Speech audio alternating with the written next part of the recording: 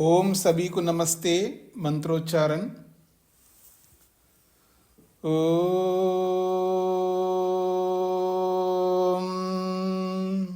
सहनाववतु सहनौ भुनक्तु सह वीर्यं करवावहै तेजस्विनावधीतमस्तु मा विद्विषावहै।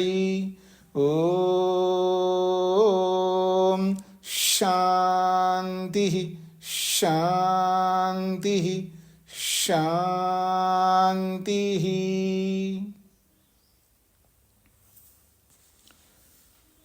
शतपथ ब्राह्मण की कक्षा संख्या 51 है।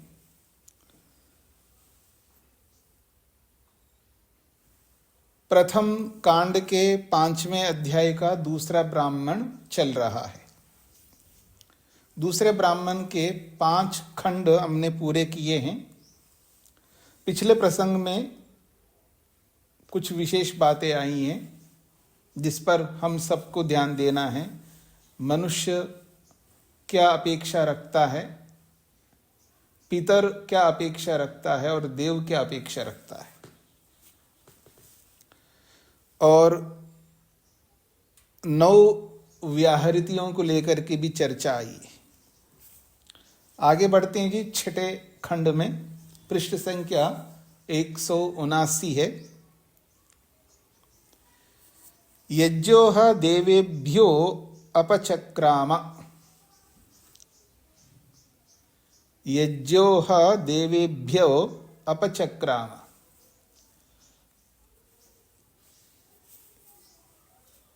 यज्ञ जो है निश्चित रूप से देवों से दूर चला गया।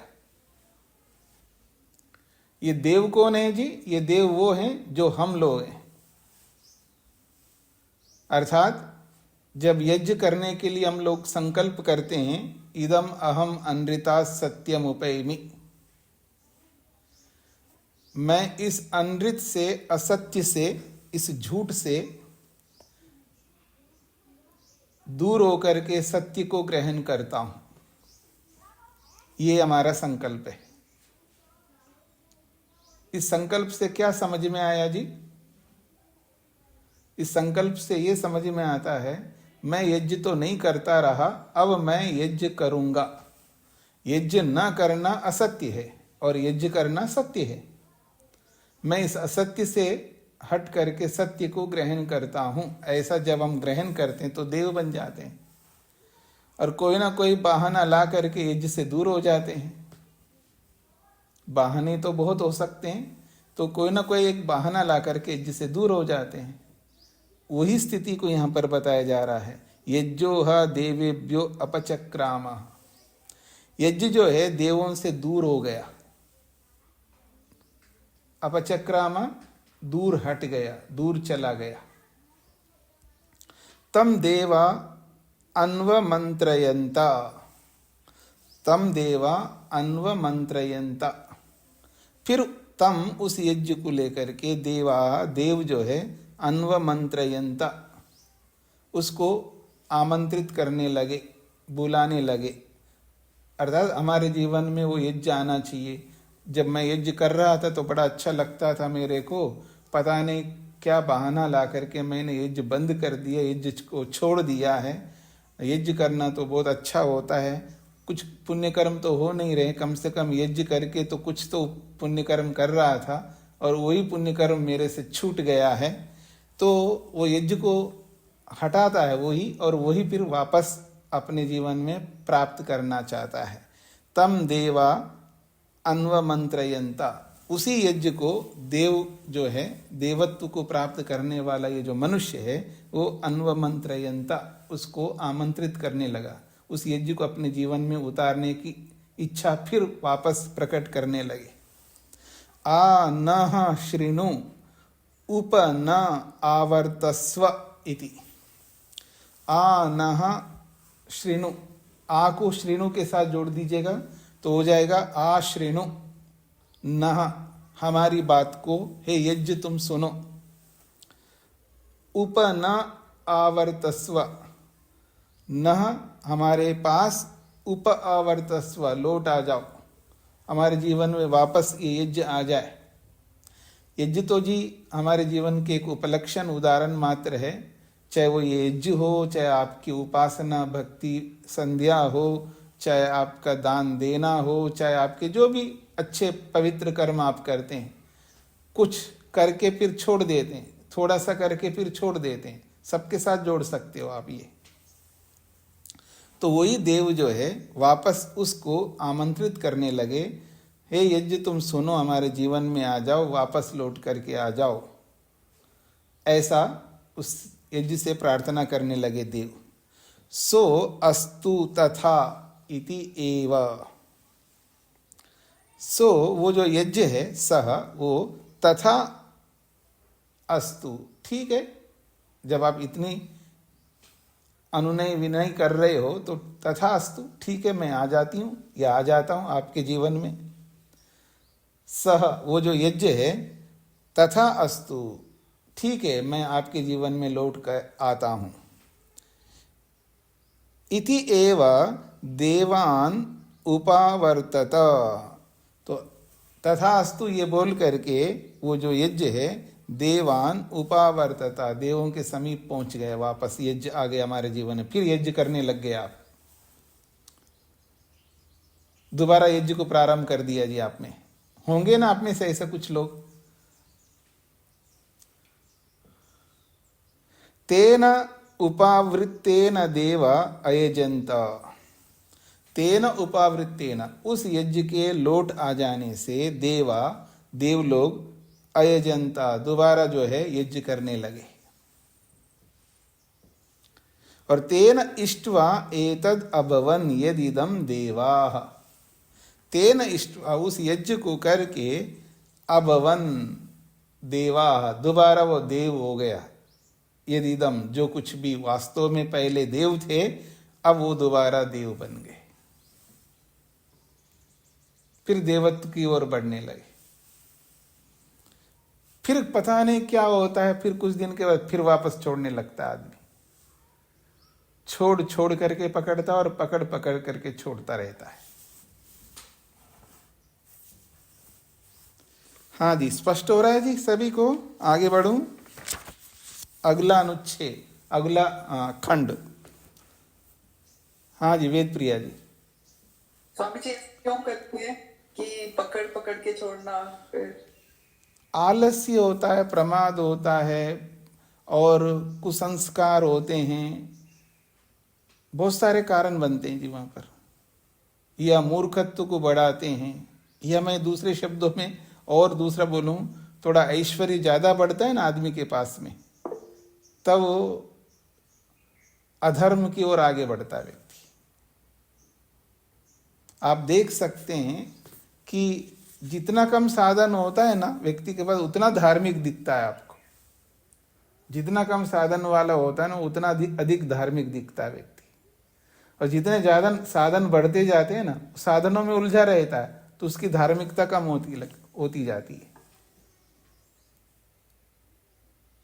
आज व्यवहार में आप देख सकते हैं, लोक में देख सकते हैं, अपने जीवन में हम देख सकते हैं कि जैसे जैसे साधन बढ़ते जाते हैं वैसे ही उसकी धार्मिकता कम होती जाती है, और जैसे जैसे साधन कम होते हैं ना वैसे उसके धार्मिकता बढ़ती रहती है। और साधनों का बढ़ना भी एक बहुत बड़ा कारण है अधार्मिक होने का। हाँ जी वर्मा जी, आपको स्पष्ट हो गया वेद प्रिया जी? तो स्वामी जी पूर्व में तो ऐसे संस्कार बनाते हैं कि उत्तम कर्म करें, फिर जब उधर से थोड़ी प्रवृत्ति कम होती जाती है, थोड़ी कम हो जाती है, तो वापस फिर जैसे आप बता रहे संस्कार भी कई बार ऐसा करते हैं, या आलस्य भी होता है, तो उस टाइम पे ज्ञान काम नहीं कर रहा तभी ऐसे करते हैं, तो फिर कैसे करें?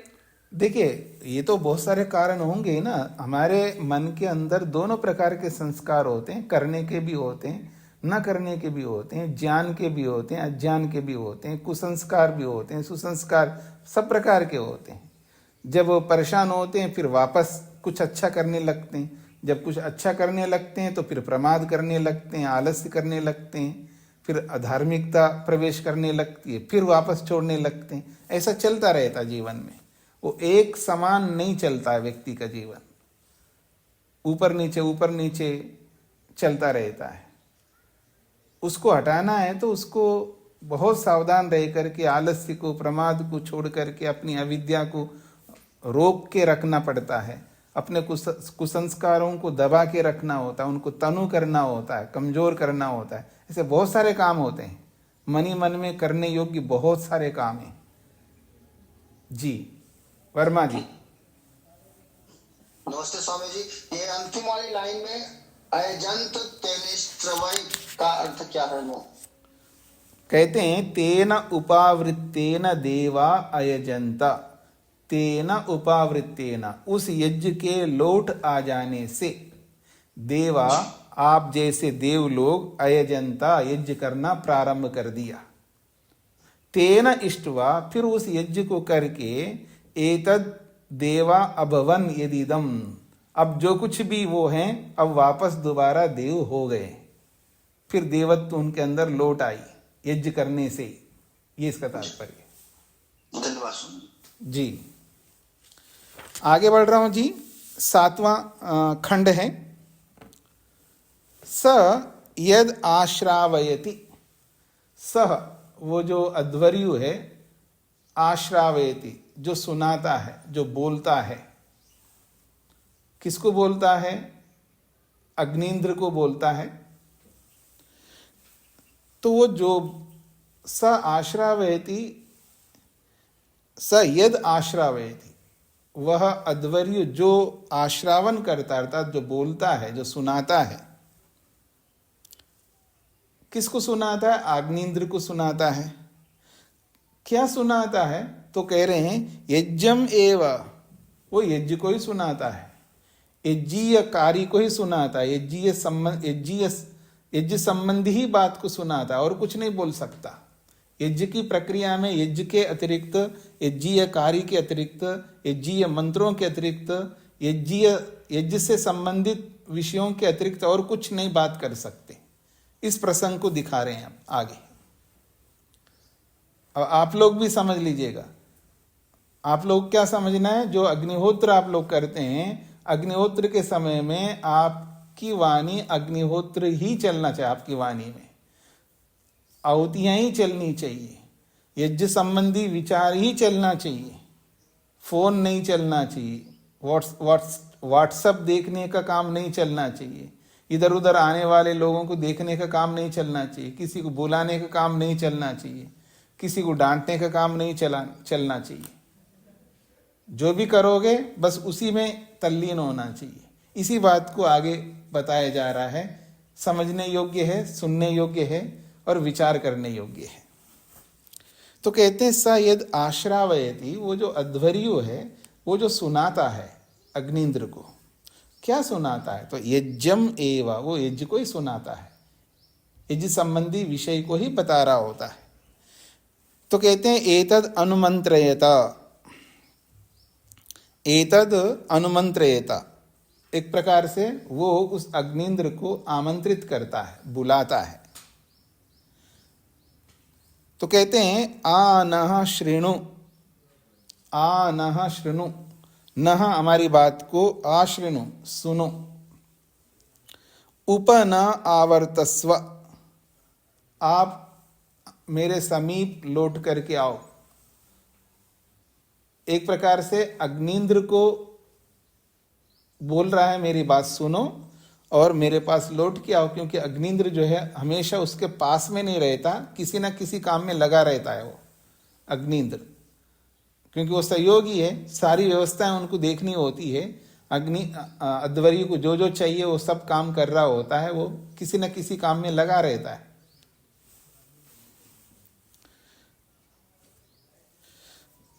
अथ यद प्रत्याश्रावयति, ये अध्वर्यु ने बोला है, सारी ये पंक्ति जो है, यद आश्रावयति यज्ञम एव, जो भी वो सुनाता है वो यज्ञ को ही सुनाता है। एतद अनुमंत्रयेता, उसको आमंत्रित करता है, उस अग्निंद्र को आमंत्रित करता है। आ न शृणु, आप मेरी बात को सुनो, उप न आवर्तस्व, मेरे समीप आ जाओ, ऐसा अध्वर्यु ने बोला। उसके बाद कहा जा रहा है अथ यत् प्रत्याश्रावयति, अब उसके बाद उसको प्रत्युत्तर तो देना है। जब अध्वर्यु अग्निंद्र को बोलता है तो केवल सुनकर के नहीं रहना होता है, उसको उत्तर भी देना होता है। उसके उत्तर को बताया जा रहा है अथ यत् प्रत्याश्रावयति, जब वो प्रत्याश्रवण अर्थात उत्तर देता है। तो अग्निंद्र जो उत्तर दे रहा है वो क्या उत्तर दे रहा है? तो कहते हैं यज्ञ एव, वो जो भी उत्तर दे रहा है वो यज्ञ ही है, यज्ञ को ही उत्तर के रूप में दे रहा है, ये इसका तात्पर्य है। एतत् उपावर्तते, फिर वो उसके समीप पहुंच जाता है। अग्निंद्र जो है अध्वर्यु के समीप पहुंच जाता है। अब वहां बोलना भी यज्ञ संबंधी बात बोलना है, उत्तर देना भी यज्ञ संबंधी उत्तर देना है। आप कुछ और यज्ञ संबंध से अलग कोई बात नहीं कर सकते, उत्तर में भी यज्ञ से हट करके कोई बात नहीं कर सकते, इसका तात्पर्य है।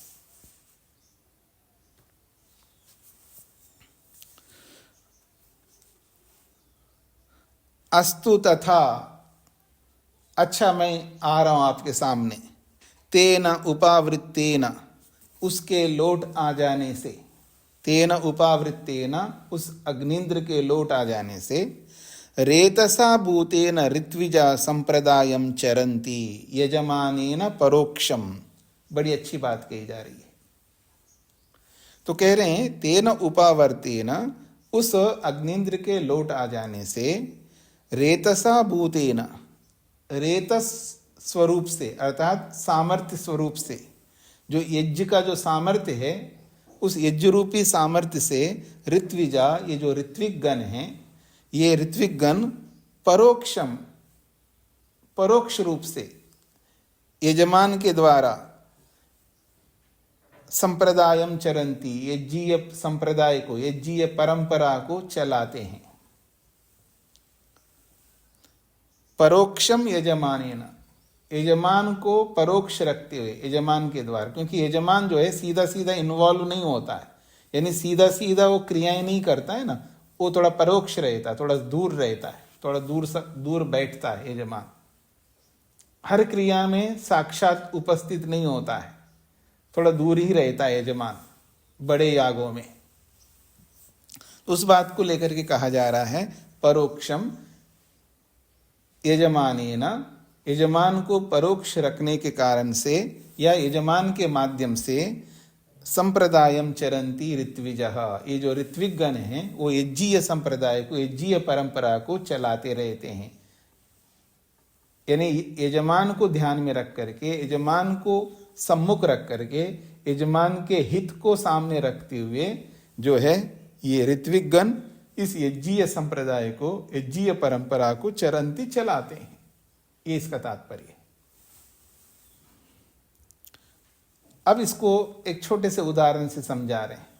यथा पूर्ण पात्रेण संप्रदायम चरेयु, जैसे आप पूर्ण पात्र से अपने संप्रदाय को चलाते हो।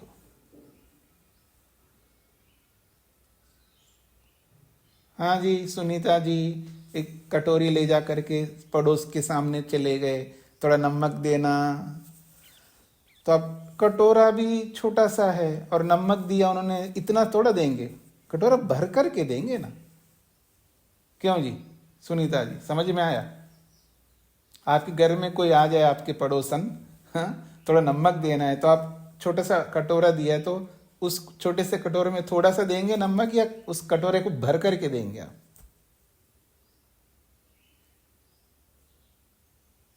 ये आप समझ, नहीं हम तो सेंधा नमक खाते हैं, बड़े मुश्किल से लाते हैं, तो थोड़ा ही दूंगा 2 चम्मच। क्यों जी, कंजूसी करेंगे या पूरा भर करके देंगे कटोरा?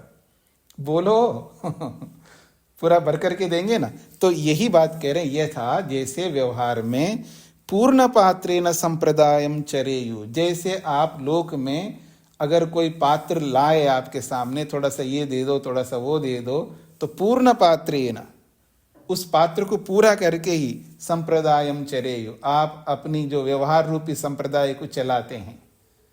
संबंध तो अच्छा बना के रखना होता है ना, सामने वाला ये ना सोचे कैसी कंजूस आदमी है ये, मैंने थोड़ा सा मांगा था, थोड़ा ही दिया, इन्होंने भर करके देना चाहिए था। तो उनके अंदर गलत प्रभाव ना जाए तो हम अपना संप्रदाय, अपना व्यवहार कैसे चलाते हैं? तो कहते हैं जैसे लोक में पूर्ण पात्रेण संप्रदायम चरेयु, जैसे लोक में पात्र को पूरा भर करके ही अपना व्यवहार चलाते हैं, वैसा ही यहाँ पर यज्ञ में चलाना चाहिए, यज्ञीय परंपरा को। ये इसका तात्पर्य है। एवं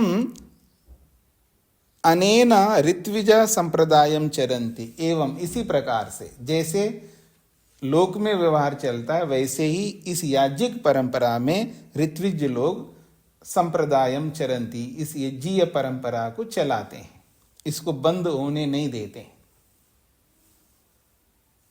अब आप यज्ञ ही ना करो तो ऋत्विज संप्रदाय को कैसे चलाएंगे जी? अब बुलाते ही नहीं है ऋत्विकों को, पंडितों को। हाँ जी पंडित जी, हमारे घर में ये यज्ञ करो, हमारे घर में ये संस्कार कर दो, हमारे घर में ये कर दो, वो कर दो। कोई संस्कार ही नहीं कराओ, कोई यज्ञ ही नहीं कराओ, तो यज्ञीय संप्रदाय कैसे चलेगा?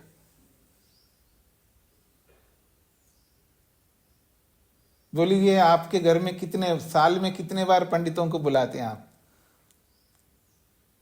कोई ना कोई बहाना करके, आज वर्षगांठ है, आज ये है, आज वो है, आज ये है, बहुत कुछ होता है ना घर के अंदर, कुछ ना कुछ होता ही रहता है। कितने बार पंडितों को, उमा जी कितने बार पंडितों को बुलाया आपने? नहीं बुलाए ना, तो याद रखो आज से बुलाना शुरू कर दो। पंडितों का काम भी चलना चाहिए, पंडितों का घर भी चलना चाहिए ना। स्वामी जी, पंडित जी भी मुश्किल से ही मिलते हैं अब तो। अब ये बात मत बोलना, ये बात मत बोलना, पंडित तो मुश्किल से नहीं मिलते जी, पंडित तो भरमार है, पंडितों के बेचारे बैठे हैं खाली। आप जब आप जेब गरम अच्छा करोगे तो पंडित तो हाजिर रहेगा सामने, रोज आ जाएगा आपके घर पे। हाँ, नहीं, अगर यहाँ पे नहीं, पौराणिक वैसे जो कराते हैं ना जी, मंदिर रीति से, उसी तरह के मिल पाते हैं। जो भी है, अब अच्छा काम है तो चाहे वो कोई भी हो, क्या करें। नहीं तो अगर आपको आर्य समाजी पंडित चाहिए तो भिजवा देता हूं मैं।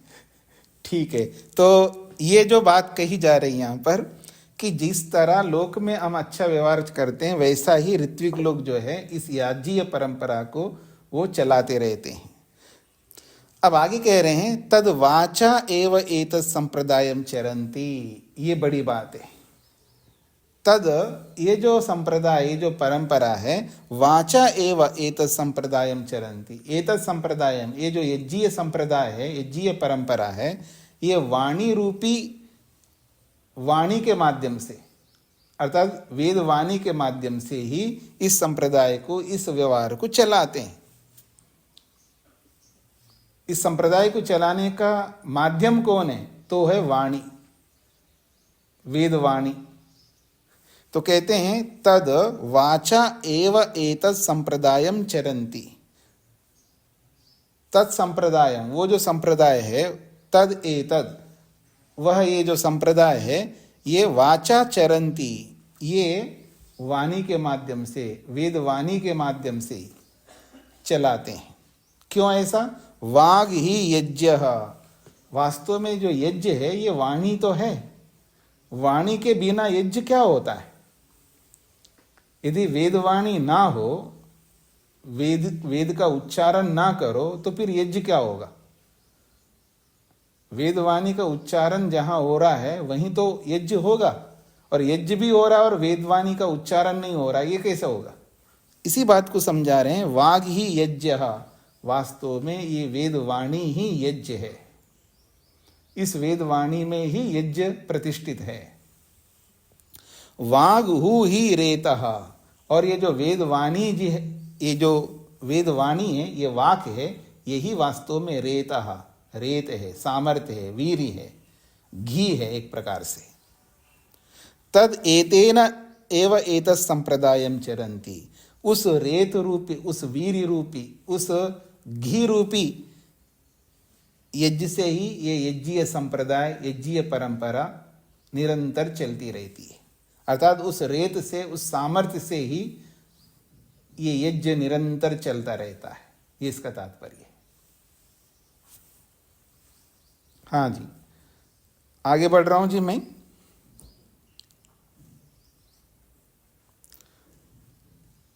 आठवां खंड। सो अनुभ्रूहि इति एव उक्त्वा अध्वर्युः। सो अनुभ्रूहि इति एव उक्त्वा अध्वर्युः। सो अध्वर्यु, वह जो अध्वर्यु है, अनुभ्रूहि इति एव उक्त्वा, वो जो अध्वर्यु है वो होता को कहता है, हाँ जी बोलिए, मेरे को आदेश करिए, ऐसा अनुभ्रूहि बोलता है। सह अध्वर्यु, वह अध्वर्यु जो है, अनुभ्रूहि, हाँ जी मुझे बोलिए, मुझे आदेश दीजिए, ऐसा उक्तवा, ऐसा कहता है। किसको? होता को। न अपव्याहरेत, यज्ञीय वचनों को, यज्ञीय कर्मों को करते हुए न अपव्याहरेत, उस यज्ञीय वचनों के अतिरिक्त, यज्ञीय कर्मों के अतिरिक्त और कुछ इधर उधर का ना बोले, कोई और वाणी का प्रयोग ना करे। जो भी वाणी का प्रयोग होगा यज्ञीय वाणी ही का ही प्रयोग होना चाहिए, ये इसका तात्पर्य है। अपव्याहरेत का अर्थ होता है अपशब्द ना बोले, गलत उच्चारण ना करे। अब गलत उच्चारण, अपशब्द का मतलब यहां ऐसा नहीं कोई गाली ना दे, गाली को यहां अपशब्द नहीं कहा जा रहा है, यानी लौकिक वाणी का प्रयोग ना करे, इसका तात्पर्य होता है। याग के प्रसंग में लौकिक वाणी का प्रयोग ना करे, यज्ञीय वाणी का ही, वेद वाणी का ही प्रयोग करे, ये इसका तात्पर्य होता है। न उ एव होता अपव्याहरेत, देखिएगा, न उ एव होता अपव्याहरेत, जब तक अध्वर्यु होता को नहीं कहे, जब तक अध्वर्यु होता को ना बोले, अनुभ्रूहि, हाँ जी अब मेरे को आदेश करे, इस तरह का जो वचन है वो जब तक अध्वर्यु ना बोले तब तक होता खाली ना, खाली बैठे, कुछ ना कुछ बोलता रहे, ऐसा नहीं। कह रहे हैं न उ एव होता अपव्याहरेत, जब तक होता नहीं बोले तब तक वो हो, जब तक अध्वर्यु ना बोले तब तक वो शांत बैठा रहे या शांत खड़ा रहे। होता वो बीच में कुछ ना कुछ खाली नहीं बैठना है, मतलब खाली क्यों रहूं ऐसा बोल करके कुछ ना कुछ इधर उधर बातें ना करे, वो लौकिक वाणी का प्रयोग ना करे।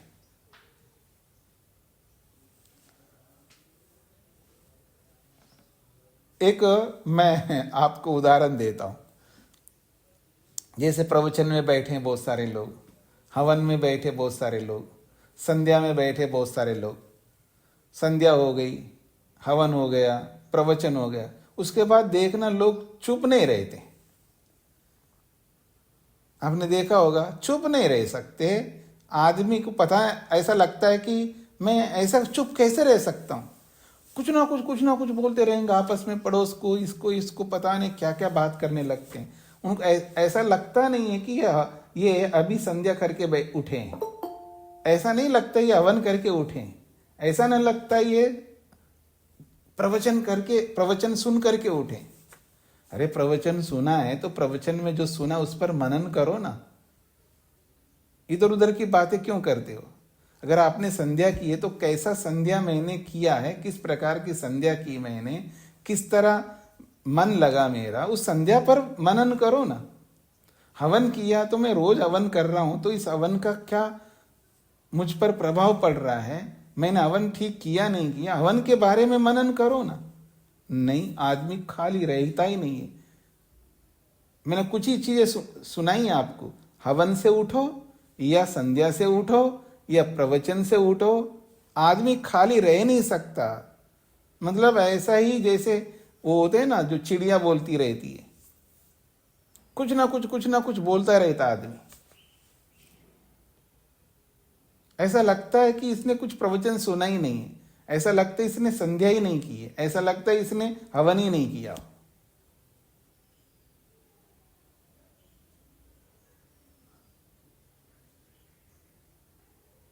ऐसा लगता है जैसे कि पता नहीं ये बहुत बड़ा है दुनिया का, इसके काम रुक गए, बड़े मुश्किल से इस काम को किया, अब उसको दुनिया के सारे काम करने उसी समय, इसलिए वाणी को बोलता रहता है। तो ठीक इसी प्रकार से यहाँ ये बोला जा रहा है कि जो यज्ञीय प्रक्रिया चल रही है, क्योंकि ये याग है ना, याग बड़ा लंबा चलता है, चाहे वो दर्शेष्टि हो या पूर्णमासेष्टि हो, चाहे वो चतुर्मासेष्टि हो, चाहे कोई भी याग है, उसमें टाइम लगता है। उस काल में दूसरी वाणी ना बोले, संयम में रहे। आपने श्रोत सूत्रों में पढ़ा था ना कि ऐसा करके मौन हो जाए, अब मौन तोड़े, अब ये करे, यानी मौन मौन मौन, बीच बीच में कितने बार मौन होने की बात कही। वही बात यहाँ पर समझाई जा रही है कि व्यक्ति जो है वो शांत रहे, वो सुने, समझने का प्रयत्न करे, उन क्रियाओं को जो किया है वो कैसे किया उस पर मनन करें, अपने मन को उसके अंदर उस यज्ञ में लगा के रखे। जहाँ मौन होना मौन रहे, जहाँ बोलना है उसी वाणी का प्रयोग करना है जो यज्ञीय वाणी है, वेद वाणी है। यज्ञ संबंधी वाणी का प्रयोग करना है, लौकिक वाणी का प्रयोग नहीं करना, ये रुकवाना चाह रहे हैं यहाँ पर। तो आइए दोबारा मैं इस पंक्ति को बोल रहा हूं। सो अनुभ्रूहि इति एव उक्त्वा अध्वर्यु, वह अध्वर्यु हे होता आप मुझे आदेश करिए, मुझे बोलिए, ऐसा बोलता है। न अपव्याहरेत, जब तक ये नहीं बोलेगा, तब जब ये बोलने का अवसर आया नहीं है उससे पहले ये अध्वर्यु न अपव्याहरेत, वो इधर उधर की बातें ना करे। जब ये बोलने का अवसर आता है तभी बोले, उससे पहले कुछ और वचन ना बोले। फिर कहा न उ एव होता अपव्याहरेत, जब तक होता के लिए काम आया नहीं है, क्योंकि अभी काम आया ना, अध्वर्यु ने बोला है तो उसका काम आया है, तो जब तक इस होता को काम आया नहीं तब तक होता भी न अपव्याहरेत, वो भी लौकिक वाणी का प्रयोग ना करे। आश्रावयति अध्वर्यु तद अग्निधम यज्ञ उपावर्तते। कहा आश्रावयति अध्वर्यु तद अग्निधम यज्ञ उपावर्तते। तो अध्वर्यु आश्रावयति, अध्वर्यु जो है सुनाता है, और अग्निंद्र, जब अध्वर्यु सुनाता है तो अग्निंद्र को सुनाता है, तो अग्निंद्रम यज्ञ उपावर्तते, अग्निंद्र के पास यज्ञ पहुंच जाता है, अर्थात यज्ञीय वचन उसके पास प्राप्त होता है। सोमनाथ जी को क्या कहना है?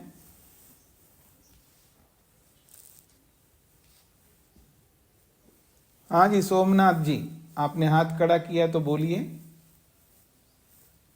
अच्छा,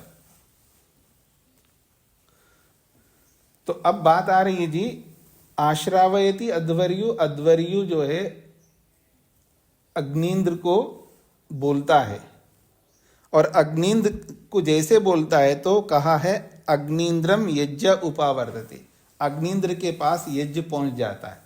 यज्ञ पहुंचने का मतलब यज्ञीय जो भी कार्य करना है वो यज्ञीय कार्य उसके पास प्राप्त होता है। अब उसको बोलने का अवसर मिला, तो यज्ञीय कार्य उसके पास प्राप्त होता है कहो, या यज्ञ उसके पास प्राप्त होता है कहो, एक ही बात है।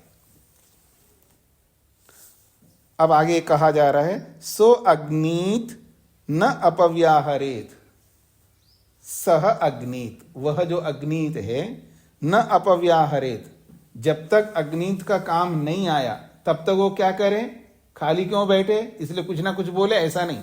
तो कह रहे हैं सो अग्नीत न अपव्याहरेत, जब तक अग्नित का काम नहीं आया है तब तक वो खाली रहे, मौन रहे, न अपव्याहेत, वो लौकिक वाणी का प्रयोग ना करे, ये बात कही गई है।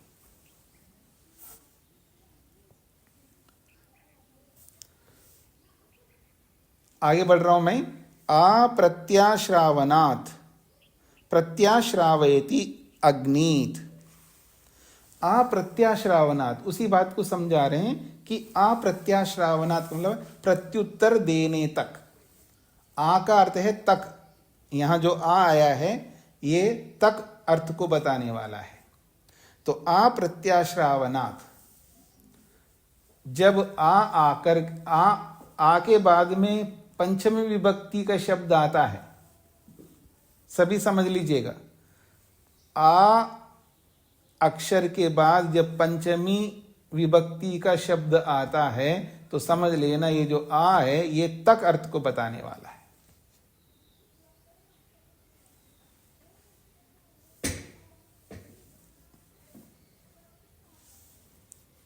तो कह रहे हैं अप्रत्याश्रावनात्, जब तक प्रत्युत्तर नहीं देते हैं तब तक।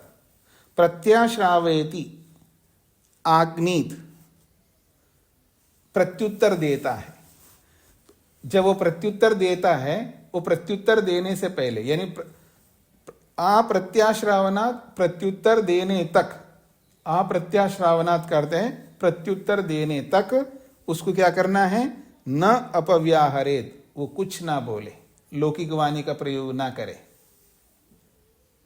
फिर प्रत्युत्तर देने का अवसर आ गया तो कहते हैं प्रत्याश्रावयति, फिर वो प्रत्युत्तर देता है। कौन? अग्नीत, अग्नीत। पुनः अध्वर्युम यज्ञ उपावर्तते, जब प्रत्युत्तर दिया तो प्रत्युत्तर किसके लिए दिया? अध्वर्यु का उत्तर ही दिया ना, तो अध्वर्यु को प्रत्युत्तर दिया है तो यज्ञ अध्वर्युम उपावर्तते। अब यज्ञ संबंधी जो कार्य करना है वो अध्वर्यु के पास पहुंच गया। सो अध्वर्यु न अपव्याहरेत, तो कहा है सो अध्वर्यु न अपव्याहरेत। इसको इस तरह समझ लीजिएगा, अध्वर्यु ने अग्नीत को बोला, अब अग्नीत का टर्न आया है तो अग्नीत का बोलने का समय आया है, तब ये तो खाली है, अध्वर्यु खाली है तो कुछ ना कुछ बोले, ऐसा नहीं। उसके लिए कह रहे हैं सो अध्वर्यु न अपव्याहरेत, वह जो अध्वर्यु है वो कुछ भी लौकिक वाणी का प्रयोग ना करे।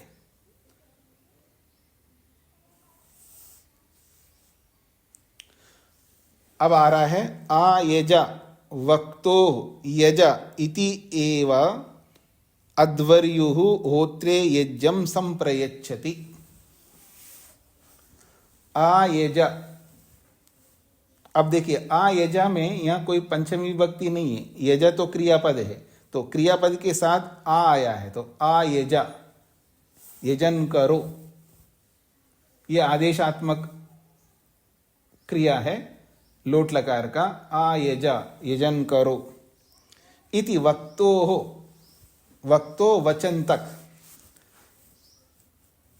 जब ये वचन नहीं आया है, आ यजा इति वक्तो हो, यजन करो ऐसा वचन जब तक नहीं आए तब तक। यजा इति व अध्वर्यु, यजन करो ऐसा अध्वर्यु होत्रे, होता के लिए, यज्ञम संप्रयच्छति, होता के लिए यज्ञ को प्रदान करता है, अर्थात यज्ञीय कार्य को करने के लिए होता को सौंपता है, ये इसका तात्पर्य है।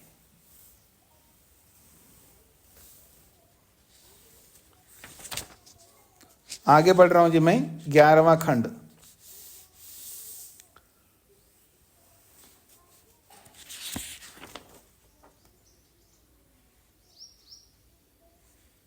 तो होता के लिए जब यज्ञ सौंप रहा है तो यज्ञीय कार्य को सौंप रहा है, तो ये कार्य को सौंपने से पहले होता कैसा था जी? खाली बैठा है, मतलब खाली खड़ा है या बैठा है, तो उसके लिए बोला जा रहा है स होता न अपव्याहरेत।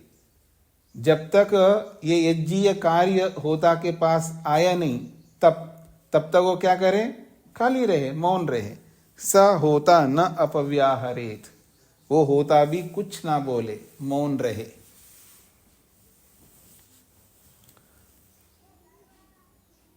कब तक मौन रहे? कहते हैं आवषटकारात।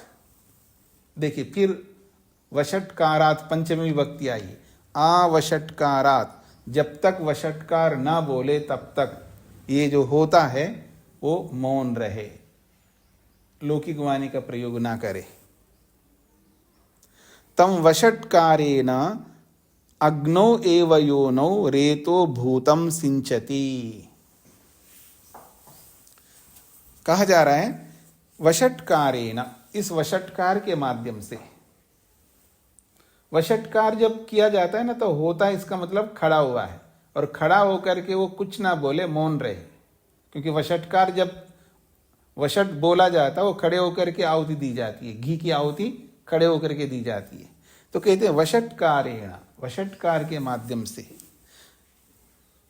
अग्नौ एव योनौ रेतः भूतम सिंचति।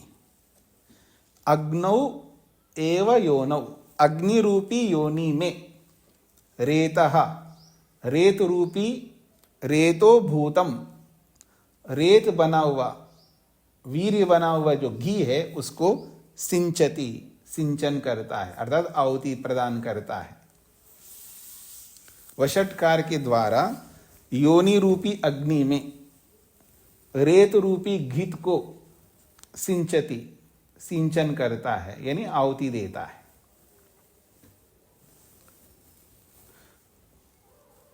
आगे हैं अग्निर्वै योनिहि। ये जो बोला ना अग्नौ योनौ, सप्तमी विभक्ति है जी, अग्नौ योनौ, योनि रूपी अग्नि में। तो अग्नि को योनि बोला जा रहा है, तो उसको समझा रहे हैं अग्निर्वै योनि यज्ञस्य। अग्नि वास्तव में योनि है यज्ञ का, यज्ञ की योनि जो है वो अग्नि है। योनि समझते हैं जी आप, योनि करते हैं आधार, बेस। यज्ञ का जो आधार है, यज्ञ का जो मूल है वो अग्नि है। बिना अग्नि के आप यज्ञ कर नहीं सकते ना। तो यह योनि का मतलब है कारण है, मूल है, आधार है। तो यज्ञस्य योनि ही अग्नि ही, या अग्निर्वै योनि यज्ञस्य। ये अग्नि जो है यज्ञ की योनि है, यज्ञ का आधार है, यज्ञ का मुख्य तत्व है। स ततः प्रजायते, सह वो जो अग्नि है, ततः प्रजायते, उस यज्ञ से ही प्रकट होता है। वो जो अग्नि है उस यज्ञ से ही तो प्रकट होता है। इति, इस प्रकार से नु हविर यज्ञे अथ सौम्ये अध्वरे।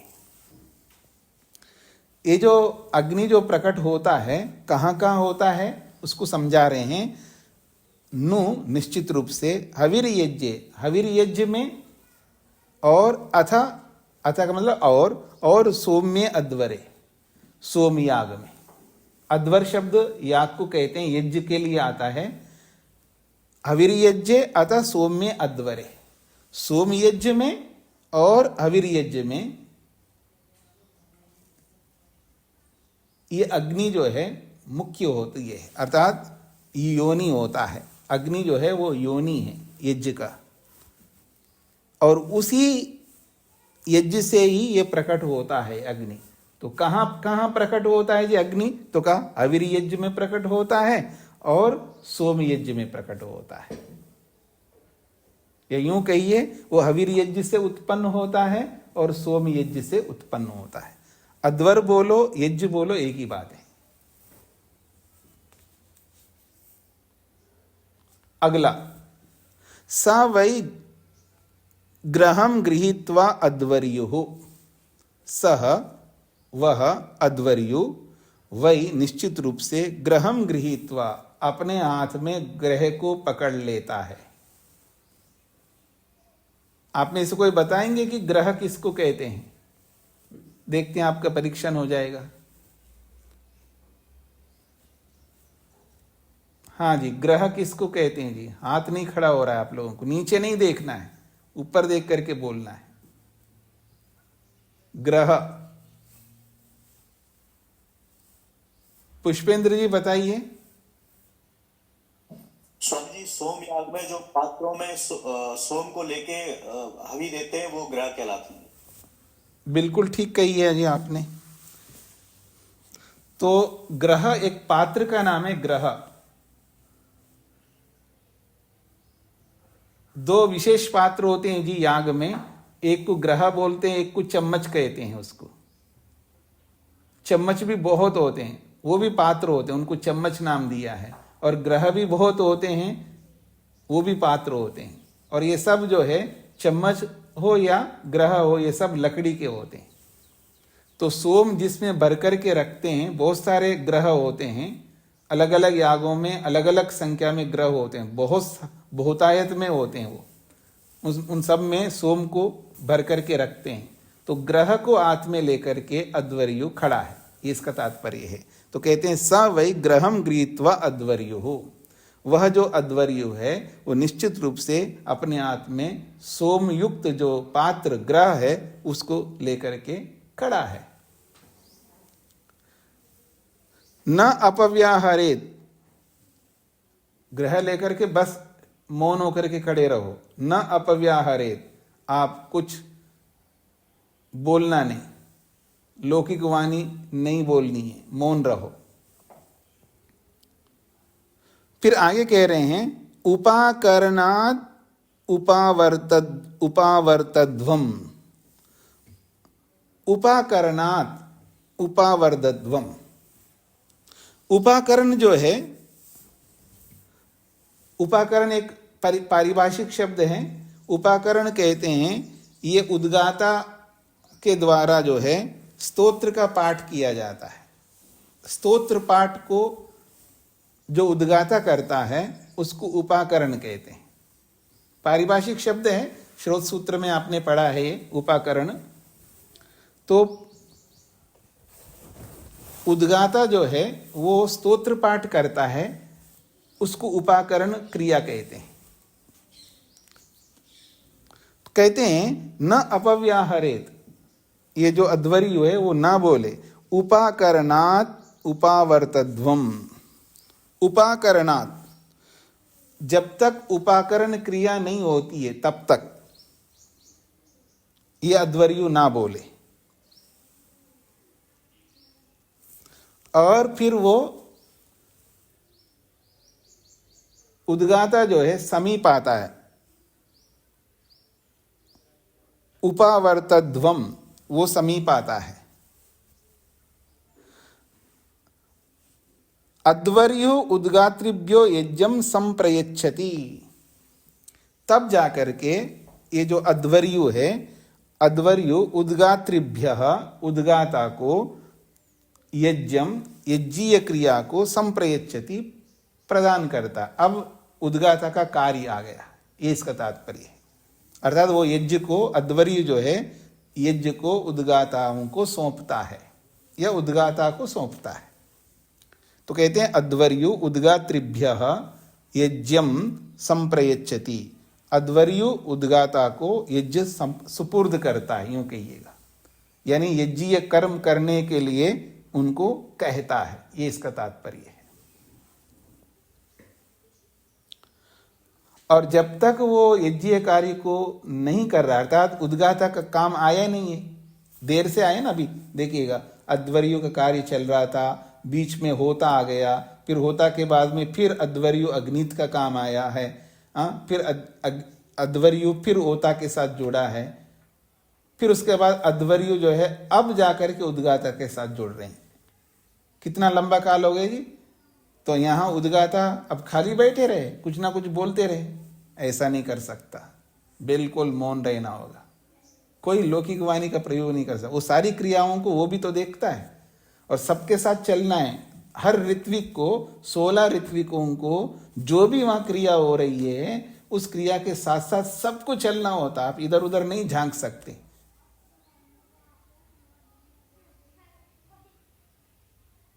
आप इधर उधर के काम नहीं कर सकते।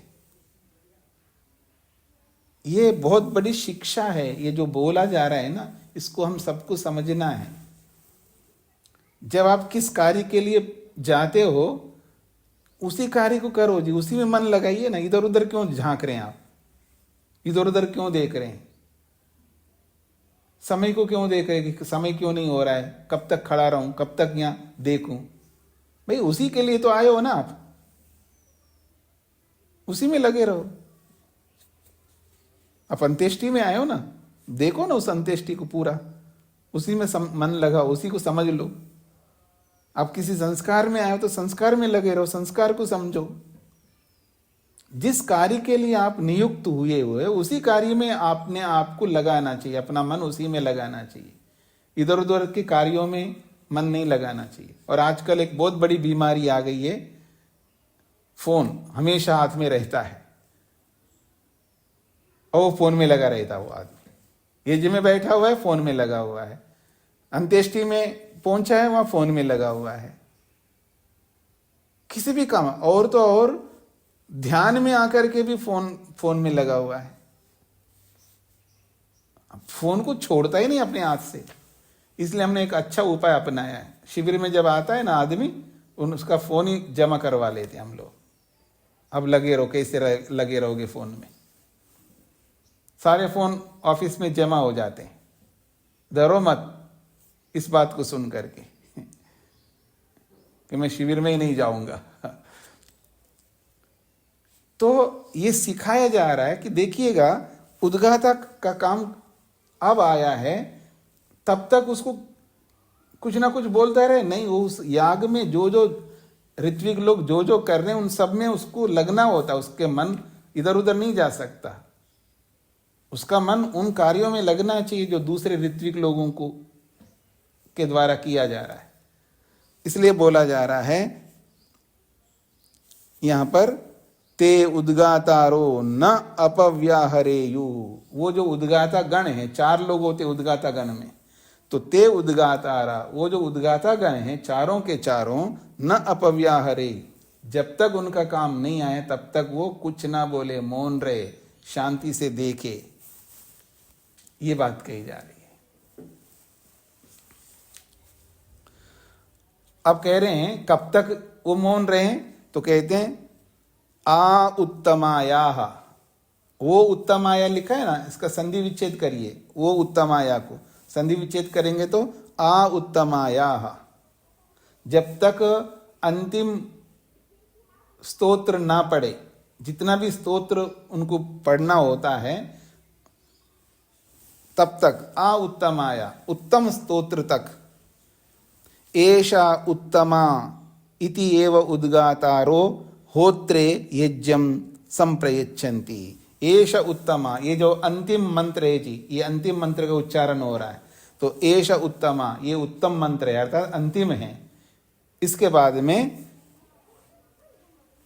उद्गातारः, अब उद्गातागण जो है होत्रे, होता के लिए, यज्ञम संप्रयच्छन्ति, यज्ञ की याज्ञीय क्रिया को होता को सुपुर्द करते हैं, होता को प्रदान करते हैं। ये इसका तात्पर्य है। अभी लंबा है, तो आपको कुछ पूछना हो तो पूछ सकते जी। इतनी सारी बातों में कोई आपको समझ में आई नहीं हो, या कोई आपको संशय हो, ये जो कहा जा रहा है ऐसे रहो ऐसे रहो, इसमें कोई आपको संशय हो, कुछ पूछना चाहे तो आप पूछ सकते हैं। हाँ जी, उमा जी। स्वामी जी प्रणाम जी। ये सारी बातें जैसे हम समझते हैं हमें नहीं बोलना चाहिए, और यज्ञ में अगर हम ऐसे सामूहिक रूप में करते हैं तो उन लोगों को कैसे बताएं सिखाएं? वो तो सुनेंगे नहीं आने वाले। या तो हम बिल्कुल अपने आप ही करें, बुलाए नहीं, सामूहिक करें नहीं। नहीं नहीं, सामूहिक में भी आप बुलाइए ना। तो सब तो शांत नहीं रहते, और उनको कहते हैं तो अपमान महसूस होता है उन्हें। हाँ, उनको ऐसा महसूस होता है क्योंकि हम भी तो ऐसे ही करते हैं ना। पहले अपने ये चीज हमारे को, स्वामी मैं अपनी बात बता रही हूँ कि अपने परिवारों में भी अब हमें झेलनी पड़ती है। बच्चे भी अब बहुत जल्दी नहीं समझना चाहते सब चीजों को। हाँ, तो ये इसके पीछे कारण कौन है जी? हम लोग ही है ना। हमने तो ऐसे अपने बच्चों को ऐसा बनाया है ना। अब हम क्या कर सकते, झेलना तो पड़ेगा। हमने ऐसा बनाया, क्योंकि कारण कौन है? जो बच्चे ऐसा करते हैं तो उसका कारण हम हैं, एक बात। और जिनको हमने बुलाया है वो ऐसा करते हैं तो उसका कारण कौन है? हम हैं। कैसे हम कारण हैं जी? वो तो अपने अपने घरों में रहते हैं। तो हमने जब बुलाया है तो उनको हम सारी इंस्ट्रक्शंस देंगे, हमको देना चाहिए। अब हम तो क्रिया, सुन लीजिए, पहले सुन लीजिएगा। हम तो क्रिया में बैठे, हम कैसे इंस्ट्रक्शंस देंगे? हाँ, तो हमें उसको ऑर्गेनाइज ऐसा करना चाहिए, उसकी व्यवस्था ऐसा करनी चाहिए। एक आदमी को हमको खड़ा रखना है। हम क्रिया में लगे रहेंगे, हम सबको ध्यान नहीं दे पाएंगे। एक आदमी को आप हायर करना होगा, उसको नियुक्त करना होगा, भाई जो भी आएगा ना उनके मोबाइल बंद करवाओ और उनको चुपचाप बिठा दो और यज्ञ में इन्वॉल्व हो, ये ध्यान आपको रखना है। अब वो बुरा मानते तो माने, वो बुरा मानते बोल करके हम व्यवस्था ना करें। अब बोलिए माता जी, आपको क्या बोलना है?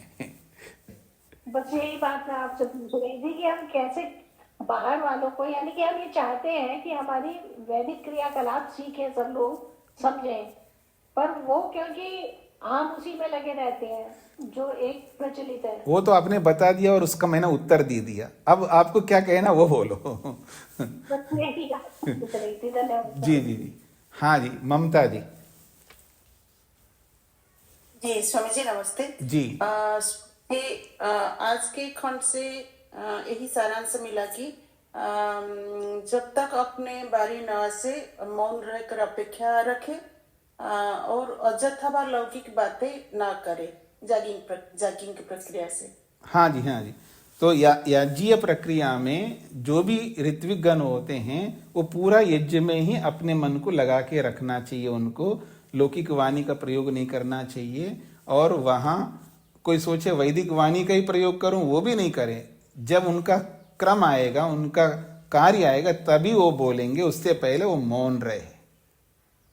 सबसे अच्छा है मौन रहना है। आप किसी भी कार्यक्रम में गए, चाहे आप यज्ञ में जाएं, चाहे आप प्रवचन में जाएं, आप किसी और कार्य में जाएं, वहां शांत रहो, मौन रहो। अपनी वाणी पर गोदरेज का बहुत बड़ा ताला लगा लो। इससे आप बहुत सारे पापों से बच जाएंगे, बहुत सारे अधर्मों से बच जाएंगे। जी, नितिन जी को क्या कहना है?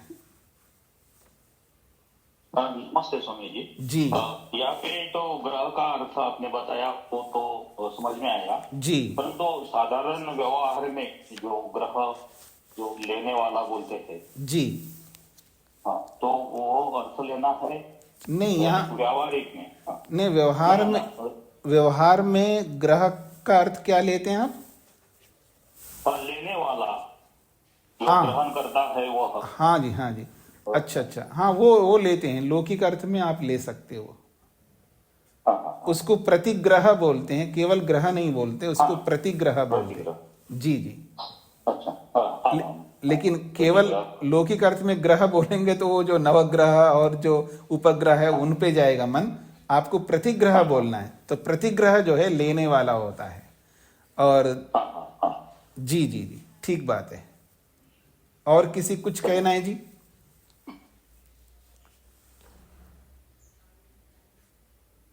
तो मैं इसको यहीं पर विराम दे दूं फिर। बाकी क्योंकि ये लंबा है थोड़ा सा, अभी तक हमने 13वां तक किया है ना, तो ये 20वें खंड तक है, यानी 7 खंड और बचे हैं। तो इसलिए अभी पूरा नहीं हो सकता। समय भी आपका पूरा हो गया है एक प्रकार से। इसको यहीं पर विराम देता हूँ। ओम